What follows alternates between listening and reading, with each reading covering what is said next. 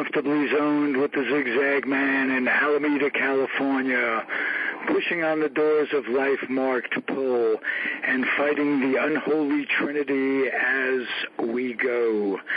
Big business, organized religion, and government. We are back, in case you're wondering, with George Case. How are you, George? You're going to introduce a whole panel of folks. Well, we certainly have some very interesting guests, and I know Gabriel Schechter, we're going to talk about the Hall of Fame, and with David Hubler and Ronnie Rabinovich and yourself, so we're going to have a very nice conversation. Beautiful, beautiful. Welcome back, Gabriel. It's been a while. It has been a couple of months, right, Ralph? It has. Are you feeling well, or are you adjusted to the move to Oregon? I am very happily back in Oregon. I especially was happy not to be in central New York this winter, which extended into April. Now, we have the rest of you guys, not me, but the rest of you guys are all Easterners. So we'll go around the room a little bit and talk about the way you guys spent your winter. George, how was your winter weather-wise? Well, my winter was okay compared to what probably Ronnie had in Minneapolis. Yep. We had one or two bad storms, but basically it was okay. And now we're into the spring and summer and good baseball weather. But in the wintertime, who was it? I think it was Rogers Hornsby or somebody. They said, "Well, what do you do in the wintertime?" He said, "I look out the window and think about baseball." That's about the truth. That's so true. That's the truth. Real quick, Ronnie, what was your winter like weather-wise? Well, it was a tough winter. We had a lot of snow. It was a hard one.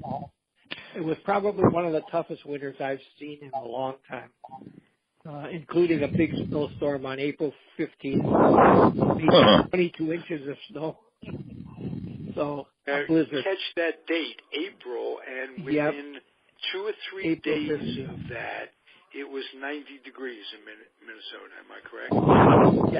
That's right. We went, actually we hit 100. But it went absolutely from winter to summer, no spring. It was crazy. And I have to agree with the president. There's absolutely no climate change. Oh, no. Anybody who's worried about the ecology, it's just a bunch of talk. We don't really need the Earth for stuff because they're going to develop a way to get us to Mars before it gets too bad. Not to worry. And if you have grandkids, they'll love you for all of this. They'll look back at Grandpa's generation and they'll say, "Nice going." Well, they'll realize winter was only a rumor. Just a rumor. Yeah. One more thing. I was very happy. I was so happy this winter. I wore my coat twice all winter. Really? Which, back in New York, I'd had to put on my coat just to open the door and then freeze. Right. David Hubler, how was your winter, sir, weather-wise? We had a typically mild Washington winter.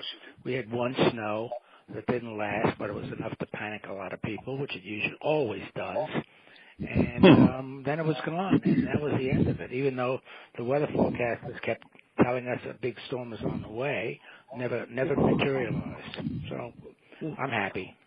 Okay. Good. Gabriel, lead the way. You're a Hall of Fame writer. What is on your mind that we might talk about? Well, regarding baseball this season, I think what we're seeing is more extremes. We're seeing a lot of real low-hit games, or at least starting pitchers go 6-7 innings and giving up only a hit or two, or no hits at all. I think there have been, 20 or 30 games already where a guy's taken a no-hitter through 6 innings. So we're seeing extreme scarcity of hitting, but we're also seeing these offensive explosions. So I don't see too many middle of the road games, at least proportionally to recent years. That's the thing I've noticed. Okay. What impresses you or doesn't impress you about 2018 baseball-wise?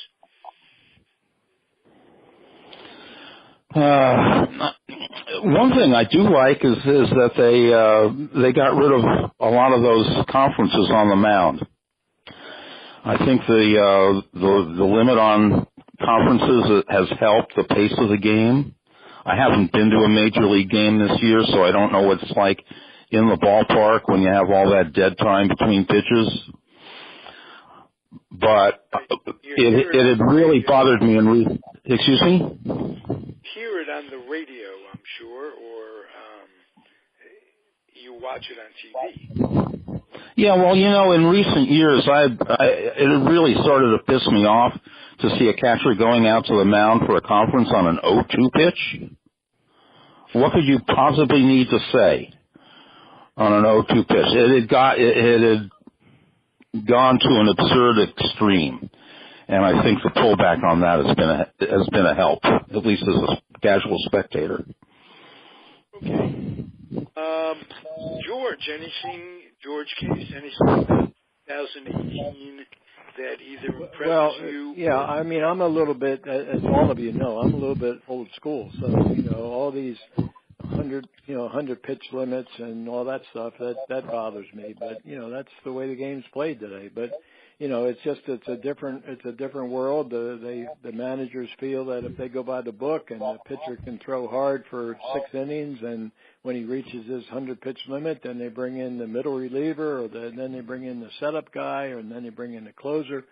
So now you got 3 or 4 pitchers, and to me, that will lengthen the game a little bit.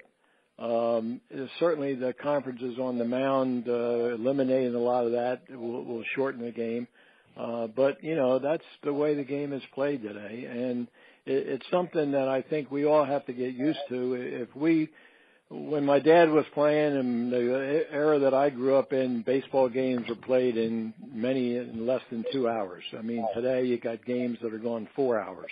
And of course you got all the commercial breaks. And I don't know what goes on, in commercial breaks. I mean, if I were playing today and I had to stand around while they had a 3-minute or 4-minute, commercial break between innings, you go crazy. When you're playing, you want to play. You don't want to be standing around. So that's what bothers me about the game today.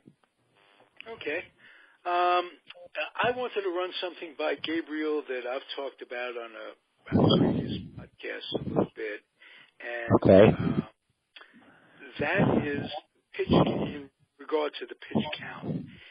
Yeah. The pitch count is just, say, 100 pitches and you're out of there. And they just click it off without any regard for the number of pitchers that have been high pressure situations where the pitcher had to reach back for that something extra. Now that comes along X number of times in the game, but shouldn't there be a count for that, and shouldn't there be some consideration as to maybe that pitch, that high pressure pitch, was as took a toll on the arm as much as maybe 5 pitches took. So that's a good. Yeah, that's a great point, Ralph. Can I? 10 or 12 years ago, I had a long talk with Dick Bosman. Speaking of Washington. He was a pitching coach in the low minors at the time, and he told me they start them out on a whatever it was 75, 80 pitch count, but to your point, they count stressful pitches double. So if a guy loaded the bases with nobody out in the 3rd inning, all those pitches after that counted double, even if he got out of it without a run. So, but this was at the low minors when they're, when they were starting out. So my skepticism about along those lines, and that makes me happy because it's just like with Tommy John surgery. They have the same treatment for every player. John DeQuisto was telling me about that once, that they have a guideline as to in week number 3, the pitchers, but that doesn't fit everyone. and we're still and pitchers are still blowing out their arms at a steady rate. That hasn't changed. Yeah. I'm having trouble listening. I'm hearing what somebody's breathing into the mouthpiece, and it's very distracting. I just wanted to comment that last night on the Yankees-Mets game, John Smoltz made a very good point. He said that all these surgeries, despite the fact that the pitchers are only going maybe 6 innings, but they're all getting a Tommy John surgery. They're all having other arm problems. And he says, and really, there's very little work being done on why that is so. They're just going for the quick fix, although it's a season out of a pitcher's career. But the idea is there is no concerted effort to discover why so many pitchers, especially, are going down with these arm ailments. Sort of like say, yeah, we have a lot of cancer patients and we're treating them, but they're not looking at the cause of what the problem is. Well, is there a cause? He was right. Is there a cause beyond the fact that throwing is an unnatural motion, and that that if you throw thousands of pitches, it's inevitable that or almost certain there's going to be some kind of breakdown? Well, look at George's dad's era. I mean, they were pitchers that none of them they didn't even know, of course, about Tommy John surgery. But a lot of these guys just pitched, 10, 11 innings and came back 3-4 days later. There's got to be something there, and I would hesitate to blame it all on, in the little leagues that the kids are throwing curveballs. Well, they shouldn't be, of course, but I don't believe that's really the cause of all of these required surgeries among ball players. I don't either. My late wife had a great thing. Throw something out here that Can I throw one comment in? Can I throw one comment? My late wife had the best suggestion. She said all 14-year-olds should get Tommy John surgery. Get it out of the way, and then they can become the pitchers they're supposed to be. Gabe, believe it or not, I have heard that some parents want their kids to have that preventative surgery, which to me is just crazy. But that's the thinking today because so many of them are having it. But I just want to throw out my opinion going back to the earlier era. Pitchers used to strengthen their arms by pitching. That's what they did. Matter of fact, a lot of starting pitchers, they would pitch batting practice between starts. And, that was a common practice. So today, they are trying to throw harder. But on the other hand, there's so many injuries. My personal thing is I believe because so much is going on strength training and guys lifting weights, I can tell you in an earlier era, guys didn't do that. Pitchers, they were told, don't do it, don't lift because you're going to get what they call muscle bound. And today, everybody lifts, and I think they're putting all kinds of pressure and strain. They're trying to strengthen their arms, but on the other hand, to me, they're creating damage. And if you look at the number of injuries, when you look at pitchers, and I'll echo what David said. When my dad was playing, guys would come up with lame arms, and they'd put some liniment on, or they'd spit on, or they'd do something. Right. And they'd rest, they'd ice it out, and then they'd go back out and pitch. But today, there's so much because the dollars are so big. They want to protect their investment. You got guys that are pitching, 100 pitches going out, and then all of a sudden going on the DL for 15 days or whatever it is because they're coming up with bad arms. Yeah. And yet, they're probably very healthy, and yet because they're whatever they're doing is creating this stress on their arm, and so you got this preponderance of Tommy John surgeries, and then you got parents talking about giving their kids Tommy John surgery as a preventative, which to me is just absolutely crazy. Yeah, you look at guys like Bob Feller and Whitey Ford and guys like that who had Warren careers. Even what's his name? Sandy Koufax. These guys pitched for a good number of years. They never had Tommy John surgery. As far as I can recall, I don't ever recall Whitey Ford going down for arm issues. And I just find that I agreed with what Smoltz had to say. I think we're not looking at the cause of this at all. Right. Exactly. I agree with you too. I mean, look at like a guy like Warren Spahn or Bob Gibson. I mean, they pitched till they got knocked out. Right. There was no pitch count. There was no monkey business. You know, in 4 days, 4 days, they're back on the mound again. They did a lot of running too, rather than lifting. The pitchers were running from right field to left field. They were running a lot, but they weren't lifting. Well, for whatever reason these guys have bulked up. I think bulk is too much. You know, you could call it PEDs, you could call it health foods. They all bulked up too much for the tendons and the ligaments. I think Noah Syndergaard is a good example of that. He hasn't had arm problems as much as he's had muscle problems. Sure. Right. And he's been quite vocal about his off-season weight program. What is he saying? Yeah, and there's another thing. The big thing is to throw 100 miles an hour or 98 miles an hour, this, that, and the other thing. And not enough is made of the difference, whatever speed you throw, the difference between your fastball and your off-speed pitch is going to determine how successful you are as a pitcher. Exactly. Major league hitters can hit 98 miles an hour. Throw it 99, they'll hit that too.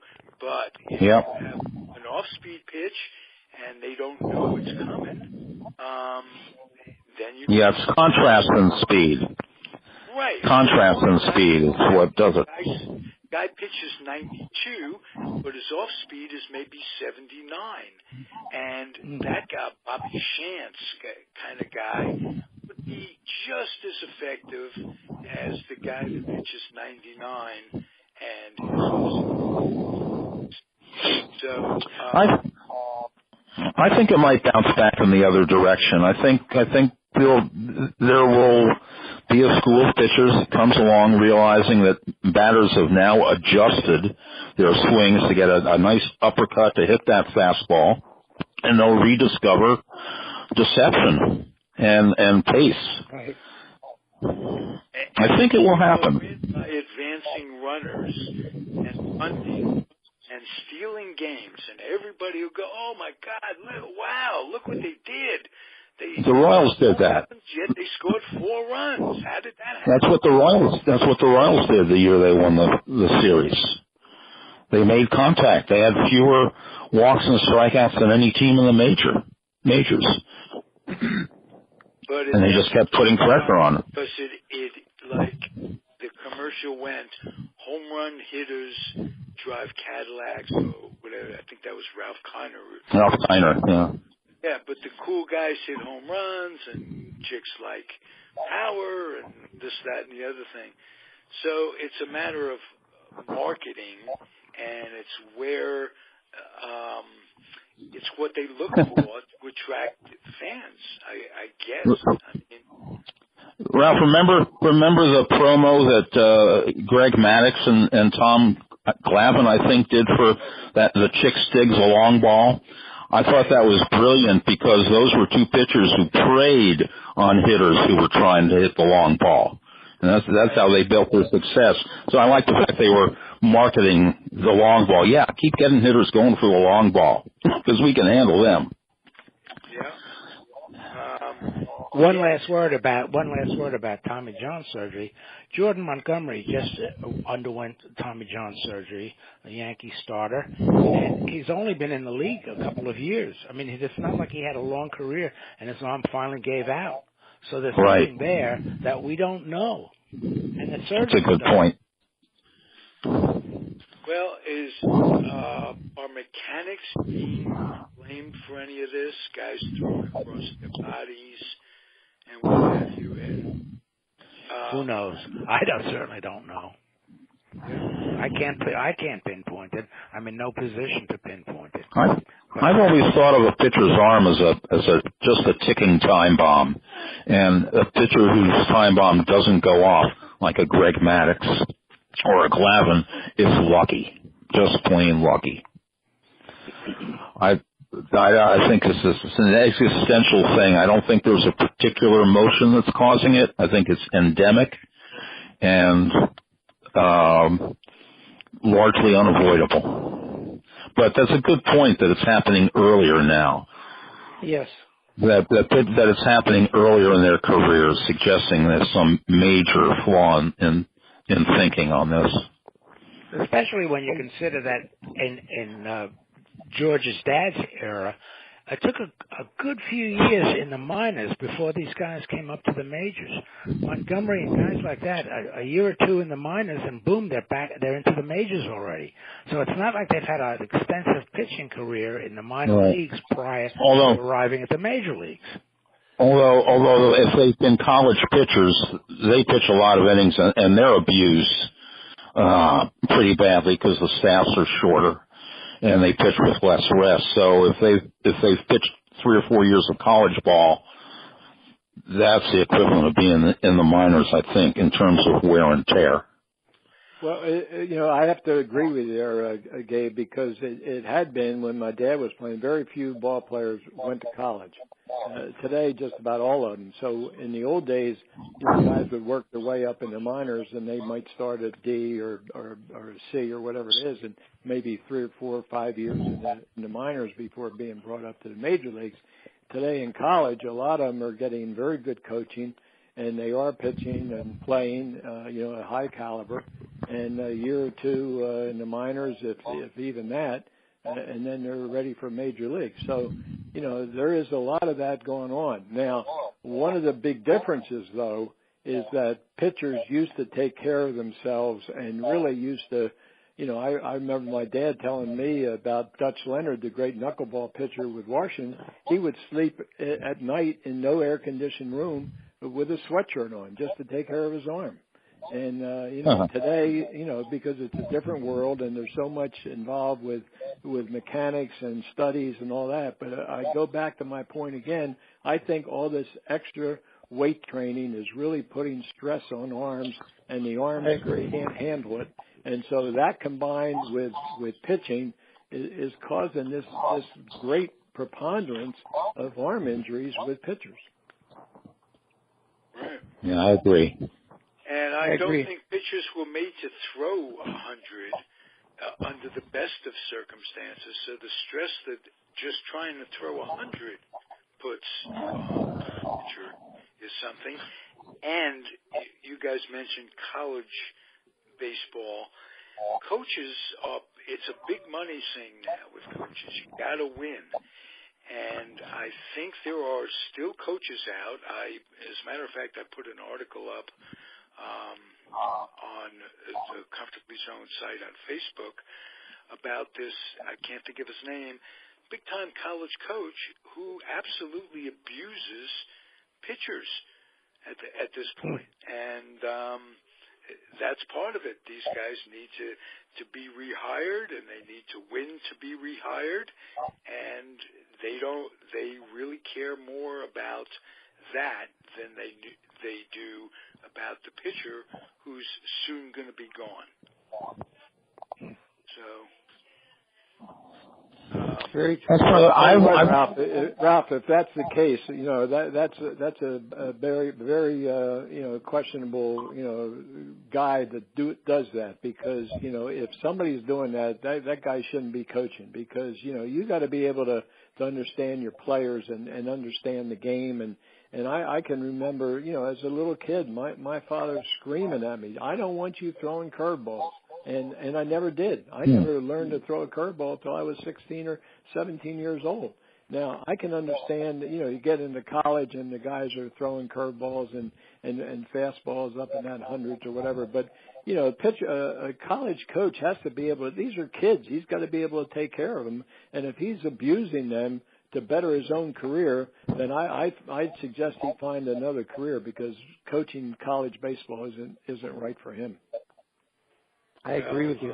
Good point. Good point. I agree.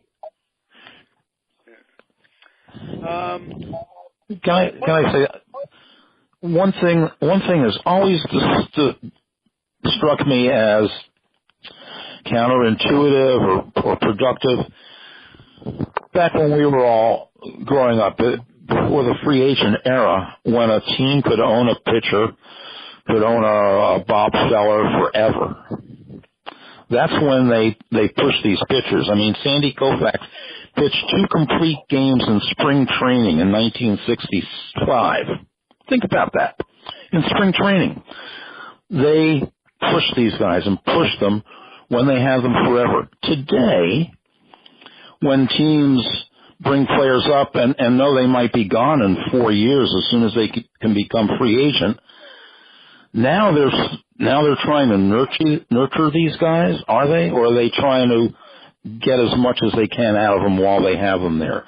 My point is that in the old days, you'd think teams would have been more inclined to baby their pitchers because they'd want to have them for 10 or 15 years.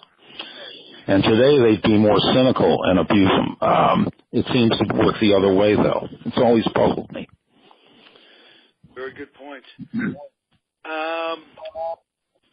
Trading pitchers for position players. Now, I'm the Met fan. Pretty soon, Syndergaard or DeGrom is going to be traded for a whole bunch of prospects. And just the way it's going, the wheels are falling off of the Mets.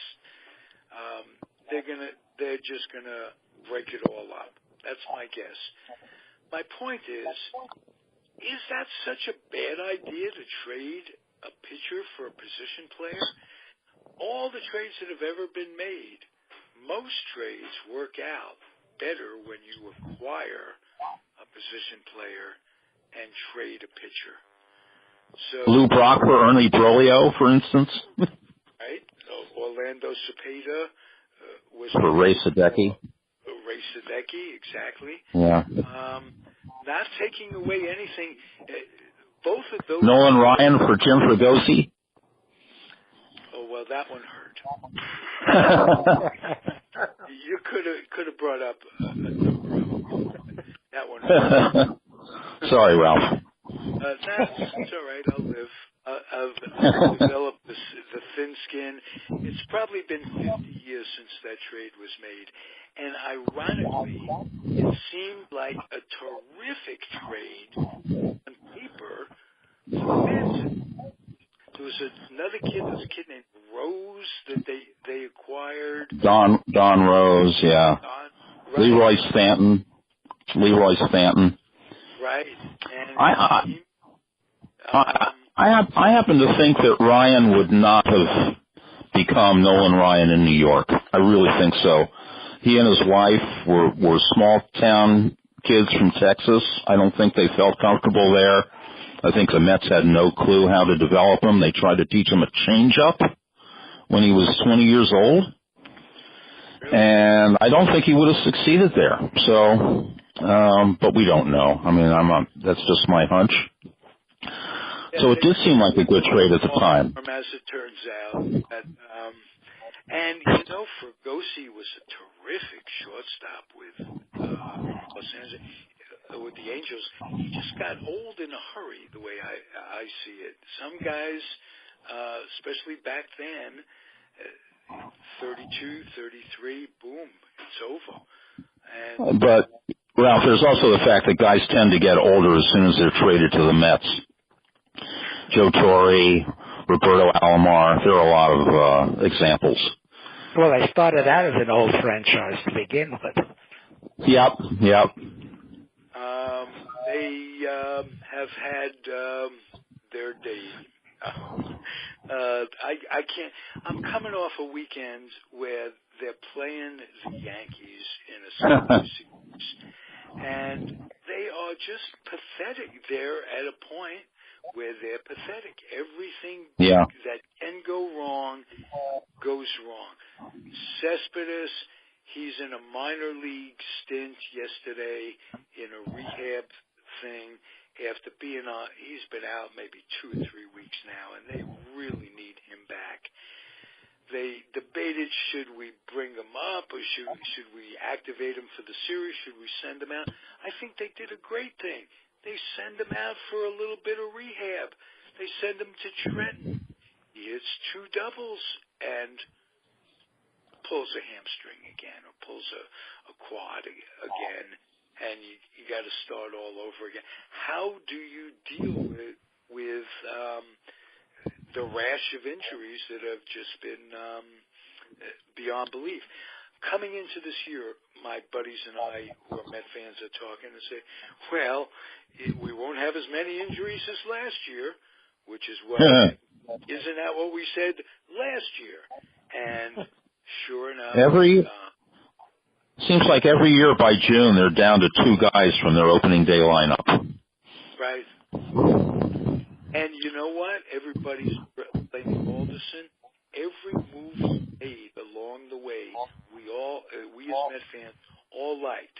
Bringing in Vargas, Frazier, this, that, and the other thing. You bring back Bruce, he's hitting 212. I can't believe that. With no power. And a rag arm in right field all of a sudden, I've noticed. But how do you blame Alderson for that?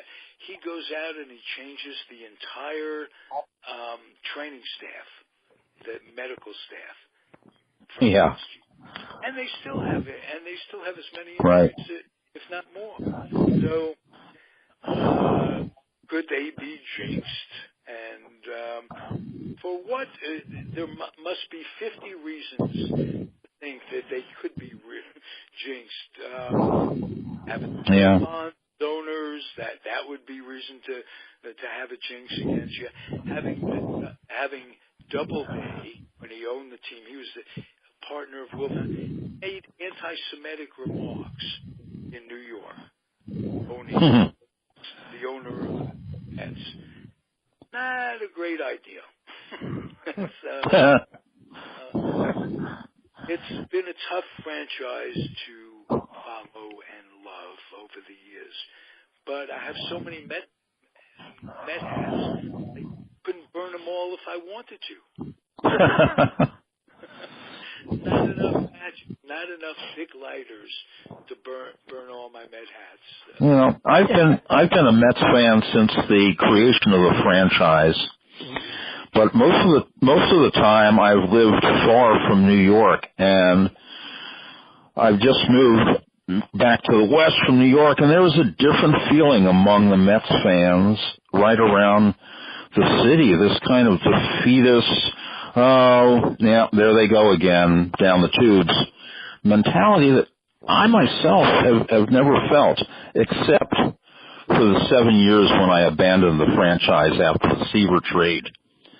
But the rest of the time, I just, they're a good ball club most of the time that just hasn't won World Series or big games but I don't have this defeatist expectation that a lot of Mets fans around New York do. It's been frustrating for 50 years. I think I'll admit that. However, you mentioned Seaver and that 69 Miracle World Series with manager believing in that team, and that'll carry us for the rest of our lives. Right? Well, that's true. It's going to have to, Ralph. It's going to have to. Yeah. Yes. It's going to happen. All right, let's change the subject and get off the Mets, and I'll let David Hubler come up with something to talk about. Yeah, okay, you put me on a spot, but I know, whatever it is. No, I will. I've got something about 2018. Oh, well, this goes back a little before 2018. But I was watching some old documentaries and stuff, and as I mentioned last week, I'd seen this one about Babe Ruth, which was very interesting. And I watched 1969 was the year that they had Mickey Mantle Day at Yankee Stadium. And I was living abroad at the time, so I didn't even get to watch it on television. But I did see a good portion of it on one of these documentaries on HBO or wherever it was the last couple of days. And what impressed me so much about it was the incredible amount of love and respect that Mantle engendered. The award ceremony on the field was between Mantle and Joe DiMaggio, and I know for a fact a friend of mine who's been in sports writing for a number of years was down in the for one old timers day, and people came in, and some of them couldn't even talk to Mantle; they were so choked up. And others were literally in tears, being in the presence of Mickey Mantle. Now, I don't think that ever happened with Joe DiMaggio. Everyone recognized his tremendous talent and stature as being among the greats of the Yankees. But I don't think he ever engendered the love of the fans that Mantle did. I was watching it, and I was beginning to choke up watching the ceremony. And I thought one of the things that was so terrific about it was Mantle's off-the-cuff remarks on his day were really quite wonderful. I mean, nobody's ever given Mantle credit for being a Mensa participant or for being particularly erudite. But he made a speech short but heartfelt, and I thought he did a wonderful job that day. Yeah, and he really came to the fore. And I think if anybody gets a chance to watch it, they really should. So it's one of the big differences between the changing of the guard from DiMaggio to Mantle is that DiMaggio never could achieve the love of the fans beyond baseball that Mantle did. No, I think that's a good point, and you make me want to go back and watch that sometime. I lived, in the West half my life, and I can tell you there are a lot of people from our generation in the Western states who grew up as huge Mickey Mantle fans because the only baseball they saw was the World Series, and that was Mickey Mantle. I have a good friend who's never been east of Chicago. His favorite player is still Mickey Mantle, just from seeing him in the World Series as a kid. And I think I've run into that quite a bit. He captured something. His charisma, his persona meant a lot to many, many people who never saw him in person. And it took the New York fans a long time to really get behind him. As once they did. But it can't. I think, if I recall, the turning point was the Maris Mantle race for Ruth's record in '61. Well, I think most people were rooting for Mantle to do it, but I don't. I recall a tremendous amount of respect and admiration and fandom, I being one of them, before that time. I think, they sent Mantle down right in his freshman year, his rookie year, and his dad said, look, if you want to quit, just quit, but don't go half-assed on this. And when Mantle came back, he was a different ball player. And from that time on, and now we're talking about, let's say he came up in 51. He was down a little again in 50. But from the time he took over in center field, especially after twisting his leg like that in that drainage. He caught the attention of the fans because they knew he'd been injured and that he was being wrapped every day, and he never really complained about it. I think that's what I remember so much about him, how he took over the leadership of that team. And I guess in retrospect, they should have probably made him captain, but no one had been captain since Lou Gehrig, so they would try. I guess it was some sort of, Yankees tradition that they were following. But of course, they broke that later. It was Munson. No. Munson was the next captain. Thurman Munson. Oh. Yeah. David and Gabe and Ronnie, I think also with DiMaggio, talking about the comparison, DiMaggio was very aloof, and he really wasn't a player. I mean, the other players respected him for his great ability, but he really didn't warm up to the fans the way Mantle did. I mean, Mantle was this blonde-haired, kid from Commerce, Oklahoma, saying all shucks and all this kind of stuff. So it endeared him to fans a lot easier than it did to DiMaggio, who always kept himself a little bit above the fray. That was his persona. Yeah, I think it was Tommy Henrik who said he roomed with DiMaggio for a number of years and they never went out to dinner together. Right. Yeah, that's probably. I wonder if that's better or worse than. I wonder if that's better or worse than just rooming with them. Whitey and Billy and Mickey, they do the rounds of nightclubs and they do all this craziness and a lot of funny stories and that's just the way they were. Where DiMaggio, I agree with what you're saying, David. I know he was very aloof and probably he and Henrik never did go out for dinner. Joe probably had room service or wanted to have his special restaurant away from the people. That's just the way he was. Well, I'm looking at a picture of me and DiMaggio in the dugout at the old RFK Stadium during one of those crackerjack old-timers games. And I'm the only one of the two that's smiling in the picture. Do you guys know the story of Bobby Brown and Yogi Berra as roommates and their reading habits? Yeah, the comic book story. We just told that one last week, if I recall. No kidding. Yeah, okay. Yeah. I think I might have mentioned that. You did. I think you did, Ralph. That's right. Yeah, Bobby Brown was reading a medical book and Yogi was reading a comic book. Yeah. And we took that out of context. At the end of and Yogi says, "How's yours turn out?" Yeah, right. I think a lot of that is apocryphal, as far as Berra is concerned. A lot of things he's attributed to have said. Yeah, Joe Garagiola was good at making up. Well, they were old buddies. Well, some that would definitely. I heard Bobby Brown tell it, so I don't know. Oh, okay. Well,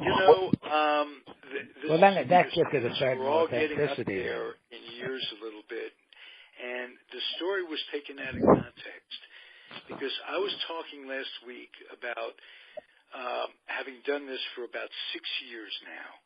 And there have been 5 or more players, coaches, broadcasters who I've interviewed all over 90. Bobby Brown, Doug Brown was one of them. And my point was that we have, in our 70s and what have you, we have to look forward to the end, the curtain, the final curtain. It doesn't have to be the traditional ways. There are guys that keep all their seichel, all their common sense, all their memory, their wit, and their communication skills, their voice, well into their 90s. And to me, that's been the biggest thing I've gotten out of doing this is that I see people who are older than me, and they're not the traditional way we look at the elderly. It's not the same anymore. We're not like our grandparents were in their 70s, and we have a good chance not to be decrepit. That way, decrepit at 90. You say, do I want to be 90? Yeah, you want to be 90, but do I want to not know where I am? And you're sitting in the corner of a room drooling. No. Bobby Brown was one. Eddie Robinson played. He's still alive. He and Brown Yep. are buddies down in Texas. Yep. And I think they're both going to be at Old Timers Day next week. I saw them at Old Timers Day 2 years ago. The only one who looked really in bad shape was Ford, unfortunately. Whitey Ford didn't. Whitey Ford did? Yeah, he didn't look too good. He came out of the dugout just to sort of the top step, but he didn't walk out onto the field like the other guys did, who were all seated around the infield. He didn't even try. Yeah. Well, you mentioned that Eddie Robinson and Dr. Brown are buddies, long-term buddies.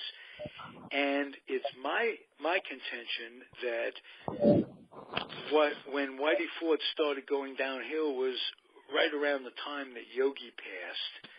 And sometimes if you have lifelong buddies and they're gone, that's true. It's all part that is true. of the tragedy of it all. Yep. That's so, isn't that a high note? Where do we go from here, Ralph? I am afraid I know. Hey, listen, I'm talking to four guys right now in their 70s, and whoa! I'm the kid of this group then. Oh, okay. I'm a mere 67. 67. Oh, you're a youngster then. You know that 67 is... Just call me Kid. Just call me Kid Schechter. You'll catch up to us. We'll wait for you. God willing. Now save me a seat. Right. All right, guys. Anything that any of you want to get off your craw? Sometimes end the podcast and say, "Oh, I should have said this. I should have said that." Anything on any of your minds? Yeah. Well, I had one leftover thought from about 20 minutes ago. I have only heard one old-time pitcher say, "Yeah, it would have been nice to have somebody to pitch the ninth inning for me," and that was Robin Roberts, of all people, who pitched a higher percentage of complete games than anybody since World War II, with the exception of Warren Spahn. I think that's right. But Roberts told me once, yeah, it would have been nice. So, you talk to the pitchers then, they pitched on 3 days rest and they went 12 innings and came back because that was their job.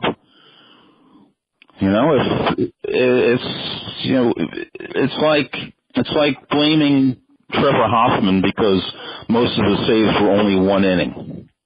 Well, that's the way the guy was used. Robert he pitched so many games that if you add up those 9th innings that he didn't pitch, it might have given him another year. Yeah, it's conceivable, sure. The one thing when you mentioned Robin Roberts, and I happened to see him pitch in the 1950 World Series against the Yankees. Ooh. He gave up a 10th inning home run to Joe DiMaggio to beat him in Game 2 of the World Series. So I can imagine what Robin is saying, because he had a preponderance. As great a pitcher as he was, he did give up home runs. So I can see where he said, hey, if somebody wanted to come in and help me in the 9th inning or 10th inning, whatever it is, I could be okay with that, because that's the way he was. But on the other hand, during an earlier era, I can tell you, and I've mentioned this many times, starting pitchers, they were paid to start and finish games. That's what they did. Yeah. And you wouldn't even think about taking them out. If a manager walked out to the mound and said, "Hey, I'm gonna make a move," the pitcher would tell him to get his rear end back in the dugout because he was going to finish the game. Very true. Interesting that a guy named DeGrom did that earlier last week. His manager was on his way to take him out. He just waved him back into the dugout. That was. So he wouldn't have done that with Billy Martin, or that's he wouldn't have waved him back in the dugout. Bob Gibson went 2 calendar years without getting taken out in the middle of an inning. Really? Wow. Yeah. Well, he was one. I mean, he'd glare at you. I mean, Gabe, as you know, I mean, he was one tough pitcher, and he and Drysdale. I mean, they were there. They owned that, and just as we talked earlier about Early Wynn, the same way. I mean, the mound, that was his office, and you don't come out there and mess with him, because that was his job, and he was going to finish what he started. Here's a potential rule that might be conducive to shortening the game, and it's a little not too complicated. Number one, you can only bring in a relief pitcher at the start of an inning when the previous pitcher has not given up any runs. You can bring in a relief pitcher during the course of an inning after that pitcher has given up, let's say, 3 or 4 runs. So it keeps the game moving, because one thing, you don't have that constant change of pitches, so that's lefty-righty matchups all the time. That slows the game down a lot. I remember, and then we talked earlier today about these mound visits, and I remember seeing Tanaka and what's his name? Sanchez. Yeah, Sanchez, thank you. Out there on the mound together, and they both had just pidgin English. So I was wondering, what in the world could be communicating about? One speaking Japanese, the other speaking Spanish, and no translator out there with them. So I just thought, well, what are they? How can they possibly, give a communication? Well, I think thought that those way kinds of. when I see 2 Southern guys out there at the same time, what could these guys be saying? What could they be thinking? We probably don't want to know that. Right. Might not have anything to do with baseball. Yeah. I've heard that many times. Yeah. Actually, the South is where baseball has its roots, if you think about it. Georgia, Florida, I don't know about roots, but the fact is they can play ball for a greater part of the year. Right. So that makes it in itself makes it a hotbed. Yeah. No question. And I want to go back 20 minutes or so to what somebody said about rooting for Mantle and never having been west or east of Chicago. Yeah. Well, back in the days when they were rooting for Mantle, it was the only game in town. Yep. They had no team to root for west of St. Louis, and that takes a lot of consideration. Mantle was personable. Let's put it that way. He was. He could look into the camera and not glare into the camera he was very self-deprecating. He didn't mind, being the butt of a joke on occasion. Right. Although you could not do that with DiMaggio. I mean, no. That great story about introduced as the greatest living baseball. And he was for many years. He'd introduce himself to hookers that way.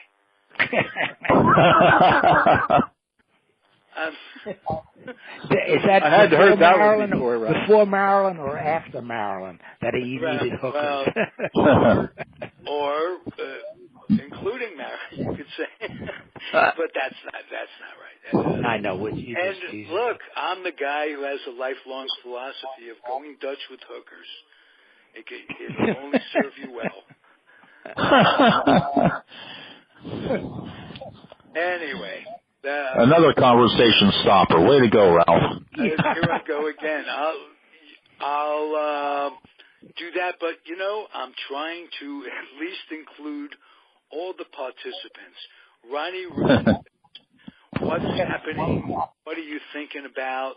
And how's your 2018 season going? What I'm thinking about is all of the young players that have hit the market, and they're doing so well.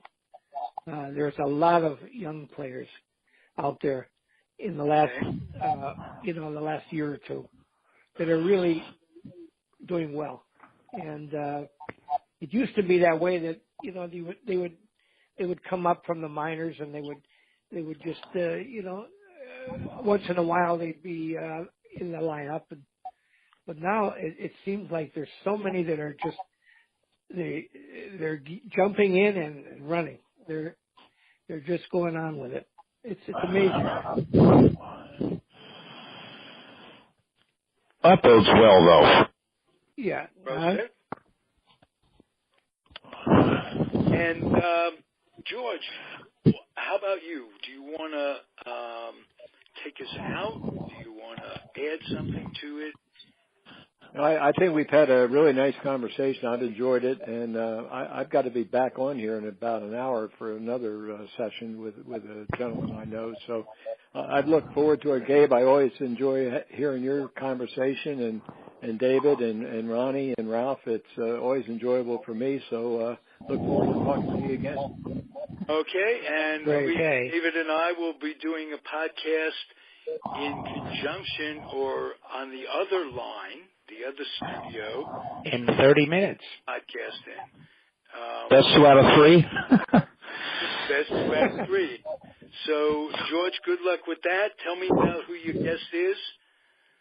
Yeah, well, I'm going to be talking to Russ White, who's a former sports writer with the Washington Star newspaper, who covered the Senators beginning when my dad was coaching, but he had Gil Hodges and Ted Williams as the Washington managers, and had a very good relationship. And Russ has some wonderful stories about Washington baseball, so I'm looking forward to talking to him about that. Beautiful. And if you're listening at home, I'm going to attach that interview to the back of this interview. So you'll hear that. And I thank you, George. I thank you, David Hubler. Thank you, Ronnie Rabinovich. And I thank you, guest Gabriel Schechter. You add so much to it. Don't wait 2 months to come back this time. Okay, that's a deal. Yep. Bye-bye, everybody. Thank you. All right. Have a good day, gentlemen. Have a good day. David, we'll talk to you later on in the day, and we'll see everybody next week. Thank you for listening. It's the Comfortably Zoned Radio Network. The show is In Case You're Wondering with George Case, and don't hang up. Don't touch that dial. George is going to be back with a great interview. Adios, everybody.